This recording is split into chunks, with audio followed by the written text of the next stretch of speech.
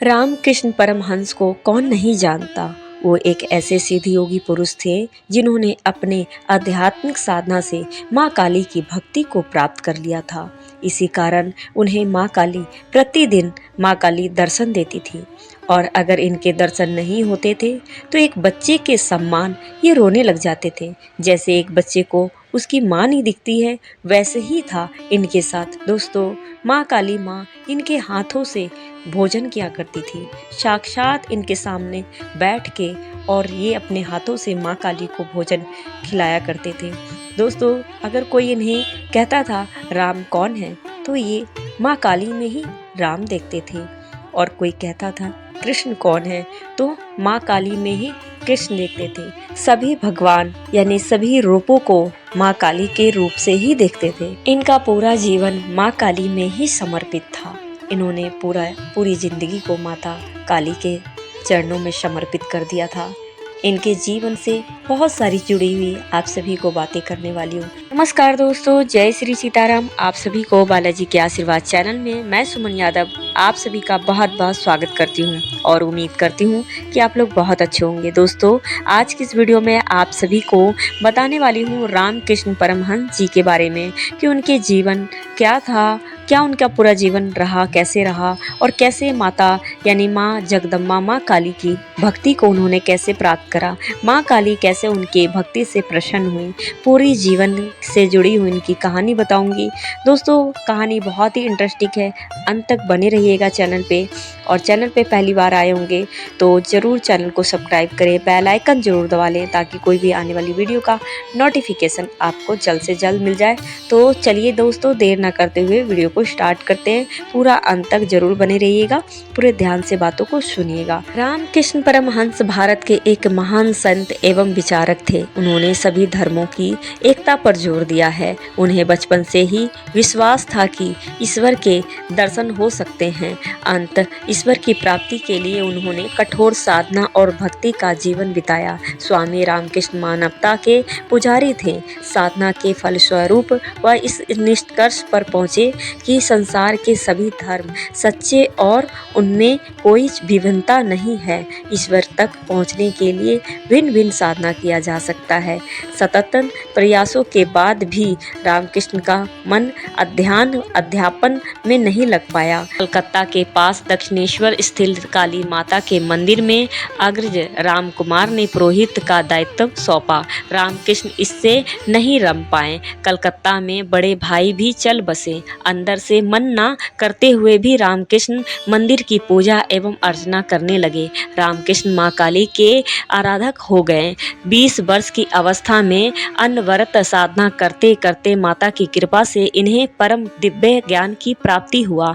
इनके प्रिय शिष्य विवेकानंद ने एक बार इनसे पूछा, महाराज से, क्या आपने ईश्वर को देखा है? महान साधक रामकृष्ण ने उत्तर दिया, हाँ देखा है। जिस प्रकार तुम्हें देख रहा हूँ ठीक उसी प्रकार, बल्कि उससे कई अधिक स्पष्टता से वे स्वयं की अनुभूति से ईश्वर के अस्तित्व का विश्वास दिलाते थे।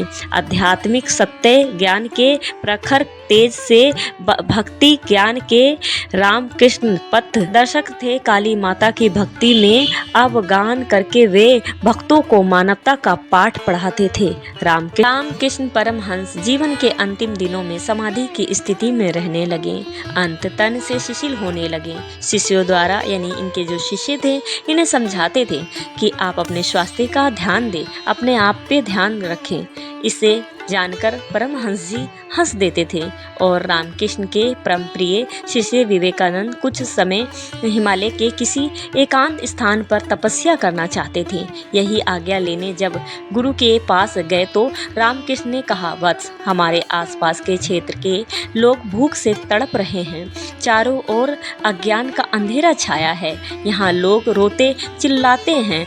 तुम हिमालय की किसी गुफा में समाधि के आनंद में सत्याग्रह रहो, क्या तुम्हारी आत्मा स्वीकार करेगी। इसे विवेकानंद जी तुरंत ही सेवा में लग गए। रामकृष्ण महान योगी उच्च कोटि व साधक व विचारक थे। सेवा पथ को ऐश्वर्य प्रस्त मानकर अनेकता में एकता का दर्शन कराते थे। सेवा से समाज की सुरक्षा चाहते थे। गले में सूजन उनको डॉक्टर ने बताया, डॉक्टर ने कैंसर भी बताया और समाधि लेने से और वार्तालाप करने से डॉक्टर ने इनको मना किया था।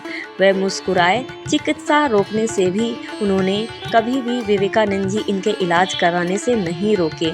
शिष्य थे, इनकी इलाज हमेशा डॉक्टर से कराते रहते थे। परमहंस जी को विवेकानंद जी ने कहा, काली माँ से रोग मुक्ति के लिए आप कह क्यों नहीं देते हैं। परमहंस ने कहा, इस तन पर माँ काली का अधिकार है, मैं क्या कहूँ, जो वह करेगी मेरे लिए अच्छा ही करेगी। मानवता का उन्होंने हमेशा सबको मंत्र लुटाया, सबको मंत्र समझाया। उन्होंने माँ काली के चरणों में अपने आप को उत्कर्ष कर दिया। वे भाव में इतने तन्मय रहने लगे कि लोग उन्हें पागल समझते थे। वे घंटों ध्यान करते थे और माँ के दर्शनों के लिए तड़पते थे। एक दिन अर्धरात्रि को जब व्याकुलता सीमा पर पहुंची, तब जगदम्बा ने प्रत्यक्ष होकर कृतार्थ कर दिया। जगदम्बा जो प्रत्यक्ष उनको दर्शन दिया।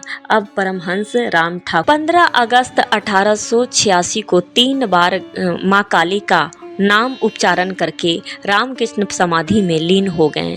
रामकृष्ण समझते थे कि उन्होंने माँ काली का हाथ नहीं पकड़ा हुआ है, अपितु माँ काली ने उनका हाथ पकड़ा हुआ है।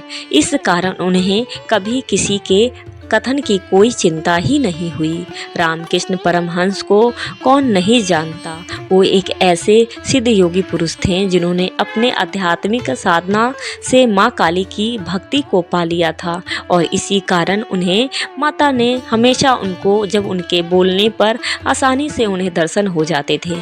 पश्चिम बंगाल के एक छोटे से गांव कमारपुकुर में जन्मे हुए रामकृष्ण परमहंस का माँ काली के सच्चे भक्त थे, जिन्होंने कोई शिक्षा ग्रहण नहीं की थी और ना ही उन्हें कोई अंग्रेजी भाषाओं का ज्ञान था, ना ही वो किसी सभा में भाषण देते थे, लेकिन वो सिर्फ माँ काली को जानते थे। सिर्फ इसी वजह से उनका साक्षात माँ काली के दर्शन हुआ करते थे। बताया जाता है कि आध्यात्मिक साधना से पूरी तरह से लीन हो जाने के कारण रामकृष्ण मानसिक संतुलन एक समय इतना ज़्यादा बिगड़ गया था, माँ काली के दूर हो जाने पर रोना शुरू कर देते थे और काफ़ी देर तक छोटे बच्चे के समान वो रोते रहते थे।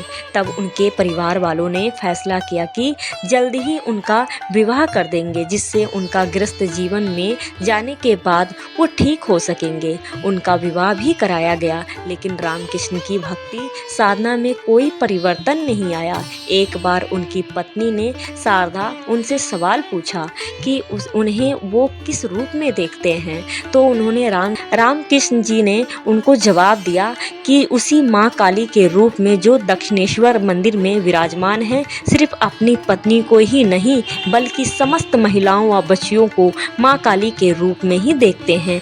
आज भी वो मंदिर के साथ वो मूर्ति उसी जगह पर स्थित है जहाँ पर रामकृष्ण ने इनका पूजन किया था। इस जगह का नाम है काली गोदाम। दोस्तों आप सभी को आज की वीडियो कैसी लगी ज़रूर बताइएगा। आज की इस वीडियो में आप सभी को रामकृष्ण जी की पूरी जानकारी, उनकी पूरी जीवन शैली को आप लोग जाने, तो दोस्तों ज़रूर बताइएगा। अगर आपको ये वीडियो अगर अच्छी लगी हो तो ज़रूर लाइक कीजिएगा और कमेंट में भी ज़रूर बताइएगा आप सभी को वीडियो अगर अच्छी लगी हो तो चलिए दोस्तों, कोई और ऐसी वीडियो के साथ मिलते हैं और कमेंट में जय श्री सीताराम, जय माता दी का जयकारा ज़रूर लगाइएगा। तो चलिए कोई और ऐसी इंटरेस्टिंग वीडियो के साथ, कोई और वीडियो के साथ मिलते हैं। तब तक के लिए जय श्री सीताराम, धन्यवाद, अपना ध्यान रखते रहिएगा।